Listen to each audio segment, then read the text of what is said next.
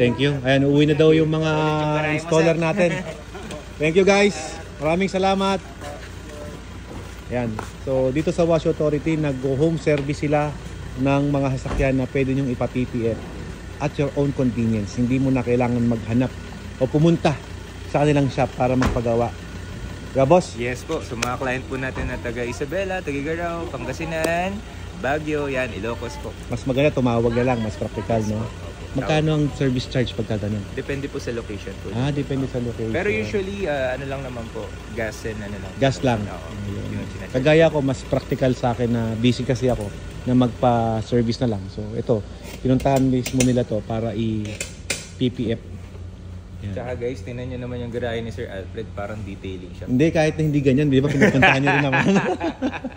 Oo naman guys, basta ano lang, ang importante sa amin, roof garage and of course, hindi mahal.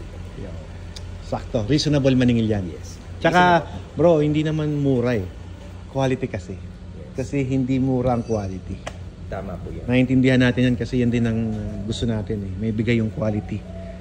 Yan. So kami, kakauwi lang namin galing Germany. Na PPF na yung sasakyan ko nang hindi ako naabala. Only in Wash Authority. Yes, yes, sir. Thank you, bro. Thank you, sir. Thank you very much po.